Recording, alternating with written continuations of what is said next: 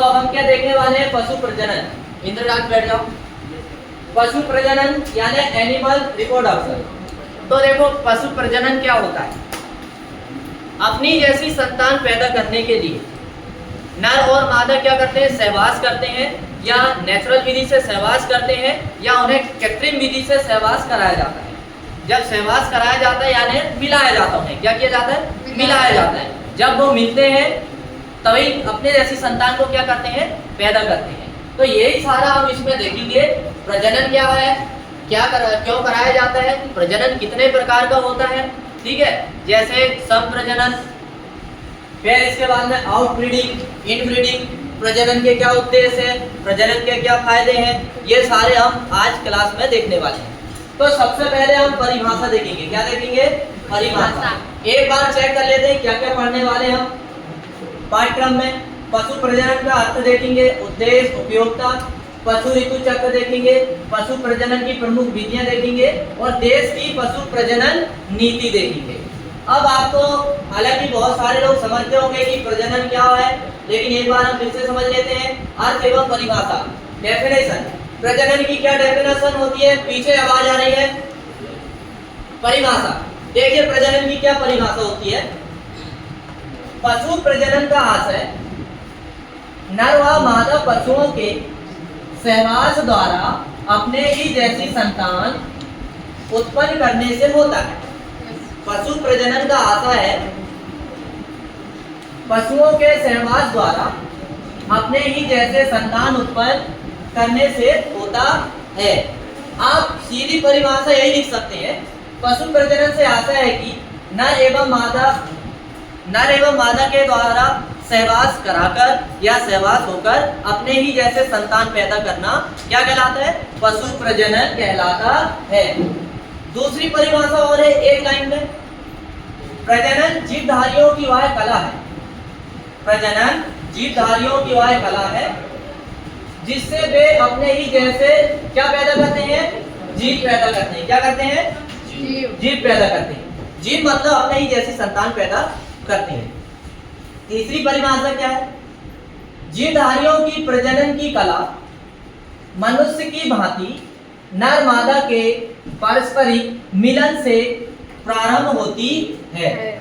तो आप ये तीनों डेफिनेशन में सबसे पहली वाली डेफिनेशन याद रखिए और क्या कहिए, पशु प्रजनन का आशय नर व मादा पशुओं के सहवास द्वारा अपने ही जैसी संतान पैदा करना क्या कहलाता है, पशु प्रजनन कहलाता है। अब पशु प्रजनन का उद्देश्य क्या देखेंगे, पशु प्रजनन का उद्देश्य। एक लाइन और है, समझ लेते हैं। पशु प्रजनन क्या देखते हैं, पशु प्रजनन। तो पशु प्रजनन क्या होता है, बहुत ध्यान से समझना। ऐसा पशु प्रजनन मतलब यहाँ पर एक कोई व्यक्ति रहेगा जो पशुपालक रहेगा और वो जो है वैज्ञानिक विधि के द्वारा पशुओं के बीच में सहवास कराकर एक नए संतान को क्या करता है, पैदा करता है। तो देखिए यहाँ वो ही लिखा है, एनिमल ब्रीडिंग।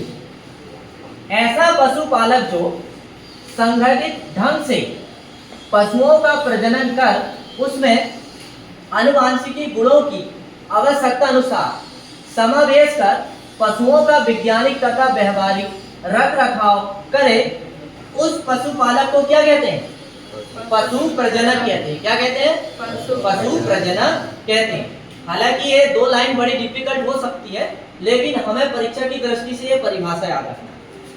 पशु प्रजनक का मतलब ये होता है कि एक वैज्ञानिक होता है या एक अनुभवशील पशुपालक होता है जिसको पशु प्रजनक का पूरा मतलब पता होता है कि कैसे पशु प्रजनक विधि के द्वारा या पशु प्रजनन माध्यम के द्वारा पशुओं की नस्लों में सुधार किया जा सकता है।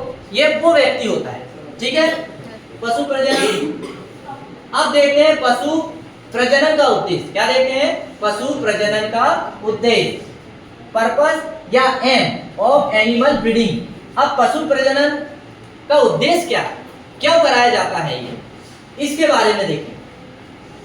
पशु प्रजनन का उद्देश्य पशुओं में नस्ल सुधार करने, किसके लिए, पशुओं में नस्ल सुधार करने, आवश्यकता अनुसार आनुवंशिक गुणों का समावेश करना, जिससे कि एक ऐसा पशु झुंड बनाया जा सके जो कि पशुपालक के लिए लाभकारी पशुओं में प्रजनन के निम्नलिखित उद्देश्य है। कुल मिला के पशु प्रजनन का यह उद्देश्य है कि कृत्रिम विधि के द्वारा, कौन सी विधि के द्वारा? कृत्रिम विधि के द्वारा पशुओं में गुण परिवर्तन करना। क्या करना? पशुओं में गुण परिवर्तन करना। अब गुण परिवर्तन करने से क्या होगा? मान लीजिए कम दूध देने वाली गाय, कौन सी गाय है? कम दूध देने वाली गाय। तो कम दूध देने वाली गाय से यदि हम विदेशी नस्ल के नर से प्रजनन कराएं तो जो संतान पैदा होगी तो वो कैसी होगी? अधिक दूध देने वाली होगी। कैसी होगी? क्योंकि माता पिता के गुण किस में जाते हैं? संतान में जाते हैं। किस में जाते हैं? संतान में जाते हैं। किस में जाते हैं? संतान में जाते हैं। तो सबसे पहले प्रजनन का उद्देश्य देखते हैं। क्या देखते हैं? प्रजनन का उद्देश्य। अब देखते हैं प्रजनन का उद्देश्य क्या होता है, समझते हैं। जिस उद्देश्य से पशु पाले जाते हैं उसकी पूर्ति सुनिश्चित हो, जैसे प्राय पशु दूध के लिए कैसे कि अच्छा दूध देने वाला पशु तैयार करने के लिए, बैल, मांस, बोझा ढोने वाले के लिए पाले जाते हैं। अब दूसरा पॉइंट क्या है? संतति की वृद्धि दर अच्छी हो, मतलब जो संतान मिले वो उच्च गुण वाली मिले। कैसी मिले? उच्च गुण वाली मिले। संतति में रोग रोधक शक्ति अधिक हो। कहने का मतलब देसी नस्ल में जो है रोग रोधक क्षमता अधिक होती है ना, तो ऐसे प्रजनन करा के जो है जो संतान पैदा होती है उनमें भी रोग रोधक क्षमता बढ़ाना। पशु की ठीक समय पर बच्चा पैदा करे। पशु की दीर्घ आयु हो। बैल मजबूत, चुस्त तथा अच्छे बारवाहक हो। पशु बांझपन न हो। संतति का पैदा होते समय उसका भार अधिक से अधिक हो। दूध में वसा की प्रतिशत मात्रा में वृद्धि हो। ये सारे उद्देश्य के लिए क्या किया जाता है? पशु को प्रजनन कराया जाता है। क्या कराया जाता है? पशुओं को प्रजनन कराया जाता है। अब नीचे क्या दिया देखिए, ऋतुमय गाय के लक्षण। अब ये प्रजनन समझ में आया कि नहीं? थोड़ा सा आया होगा। थोड़ा सा कब आएगा? जब आप एक बार और खुद से पढ़ोगे तो, ठीक है? फिर नहीं आएगा तो आप फिर मेरे से दोबारा पूछेंगे, मैं फिर से आपको समझाऊंगा, ठीक है ना? तो अभी क्या देखना है? ऋतुमय गाय का सांड से मिलान कराना। क्या देखेंगे? ऋतुमय गाय का सांड से मिलान कराना। ऋतुमय गाय किसे कहेंगे? जो गाय गर्मी में आती है। जो गाय किस में आती है? गर्मी में या हीट में आती है, उस गाय को क्या कहते हैं? ऋतुमय गाय। क्या कहते हैं? ऋतुमय। तो उस ऋतुमय गाय को नर पशु से कब मिलाना चाहिए, ये सब इसमें दिया है। मतलब कितने समय मिलाना चाहिए। यदि हम लेट मिलाते हैं या जल्दी मिलाते हैं तो वो जल्दी से क्या है, प्रजनन की क्रिया सक्सेस नहीं हो पाती है। तो कब मिलाना चाहिए ये सब इसमें दिया हुआ है। अब देखिए ऋतुमय गाय का क्या दिया है? ऋतुमय गाय का सांड से मिलान कराना। Meeting of cow in heat with bull. ऋतुकाल के 22 से 24 घंटे में ही गाय को सांड से मिलान कराना अच्छा रहता है। मतलब यदि ऋतुमय हो गई है गाय, हीट में आ गई है, तो वो 24 घंटे तक रहेगी। तो 24 घंटे के अंदर ही हमें गाय को क्या है, नर पशु से मिलान कराना पड़ेगा। ऐसे लिखा है। प्रारंभिक व अंतिम ऋतुकाल में प्रजनन कराना कम सफल होता है। कौन से समय में? प्रारंभिक और अंतिम। कहने का मतलब क्या हुआ? 24 घंटे के लिए हीट में आती है, तो हमें 8 घंटे से लेकर 16 घंटे तक, जैसे आज हीट में आई तो अभी से हम गिनना चालू करेंगे 8 घंटे तक, 8 से लेकर 16 घंटे तक। ये 8 से लेकर 16 घंटे का जो बीच का समय होता है ना, इसी के बीच में ही गाय को क्या करना चाहिए? नर से मिलान कराना चाहिए। कब कराना चाहिए? 8 से 16 घंटे के बीच। कब कराना चाहिए? 8 से 16 घंटे। यदि आप 8 घंटे से पहले मिलान कराते हो और 16 घंटे के बाद यदि मिलान कराते हो नर पशु से, तो प्रजनन की क्रिया सक्सेस होने का कम चांस रहता है। क्या रहता है? कम चांस रहता है, वो यहाँ पर लिखा है। अब निषेचन क्या होता है देखिए, निषेचन समझते, यहाँ पर गाय को मिलान करा दिए, यहाँ गाय को हमने नर के साथ मिलान करा दिए कि नहीं? उसके बाद जो अंदर जो क्रिया होती है वो क्या होती है? निषेचन होती है। क्या होती है? निषेचन। तो निषेचन यहाँ लिखा, देखो क्या है, अंडाशय से निकलने के बाद अंडाणु, अंडाणु कहाँ पर बनते हैं? गाय के मादा जनन अंग, जिसे जो अंग का नाम है अंडाशय, क्या है? अंडाशय। वहां पर क्या बनते हैं? अंडाणु बनते हैं। क्या बनते हैं? अंडाणु। अंडाशय से निकलने के बाद अंडाणु गर्भाशय नाल में शुक्राणु की प्रतीक्षा करता है, और जब शुक्राणु प्राकृतिक अवस्था या कृत्रिम रूप से, शुक्राणु यानी सीमेन की बात हो रही, किसकी बात हो रही? सीमेन की अवस्था अथवा कृत्रिम रूप में मादा के जनन अंग में डाले जाते हैं, तब इस क्रिया को क्या कहते हैं? गर्भधान। क्या कहते हैं? गर्भधान कहते हैं। क्या कहते हैं? अब यहाँ पर ये डायग्राम आपको समझ नहीं आएगा, तो इसको तो आप देखो, मादा का जो जनन अंग होता है वो अंदर इस तरह का होता है। ये दो आपको जो कान जैसे दिख रहे हैं, ये क्या है? अंडाशय है। क्या है? अंडाशय। जब ये अंडाशय यहाँ पर जब बनते हैं तो ये यहाँ से निकल के इधर आते हैं, यहाँ से निकल के कहाँ आते हैं? यहाँ पर आते हैं। यहाँ पर जो सीमेन जब जाता है ना, तो सीमेन मतलब क्या होता है? देखो ये ऐसा शुक्राणु जाते हैं सीमेन में, क्या जाते हैं? ऐसे ऐसे, ये यहाँ देखो, ये बड़े रूप में देखो, ये अंडाणु ऐसा गोला होता है, ये वाला जो यहाँ यहाँ आता है और ऐसा गोला रहता है, मतलब इसकी आकृति ऐसी गोली रहती, गोल रहती। कैसी रहती है? गोल। ठीक है।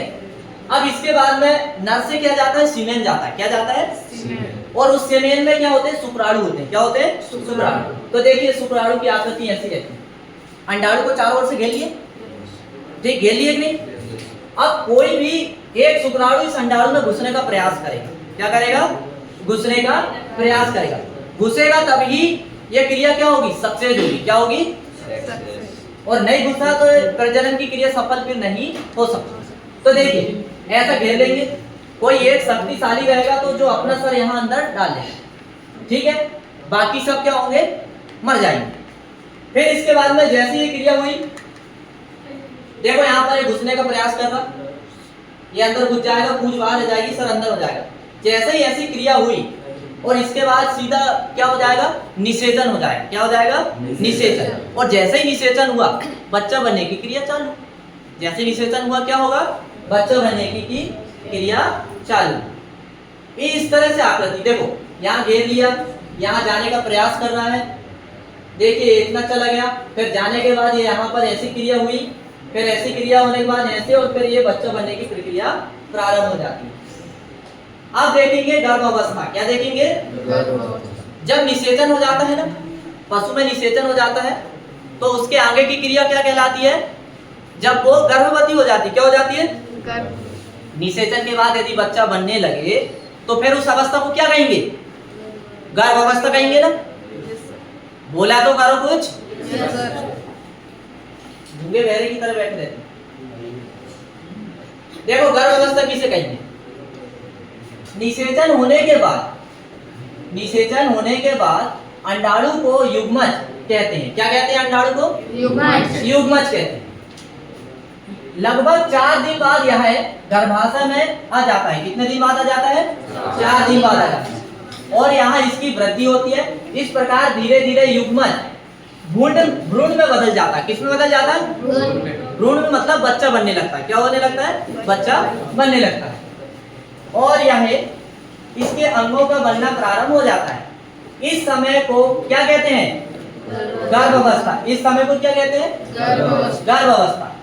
समय पूर्ण हो जाने पर पशु में प्रसूति या ब्याने की क्रिया होती है। क्या होती है? प्रसूति या ब्याने की क्रिया होती है। अब प्रजनन देखेंगे। क्या देखेंगे? प्रजनन की क्रिया देखो ऐसे सफल होती है।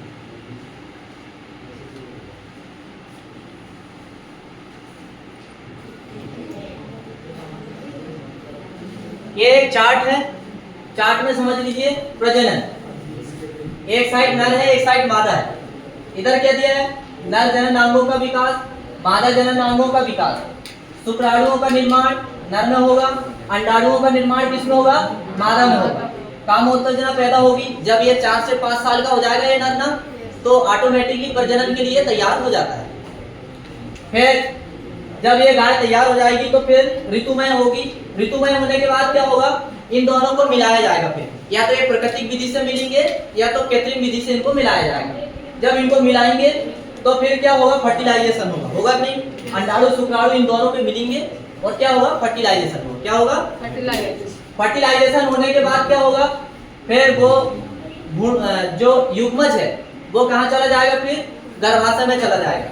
और फिर वहां पर किसका विकास होगा, भ्रूण का विकास होगा। किसका विकास होगा, भ्रूण का।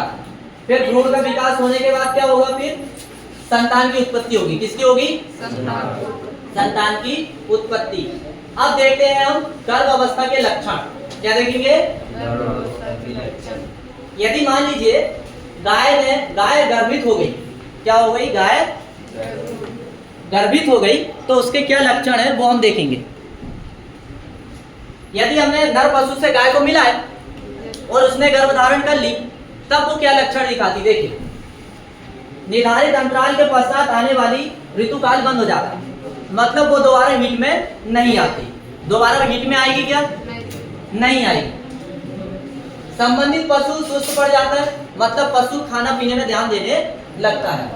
शरीर पर वसा का जमाव तथा मोटापा बढ़ना, मतलब जो गर्भित जो गाय है वो मोटी होने लगती है। कैसे होने लगती है, मोटी होने लगती नहीं। सब उन्हीं को देखिए,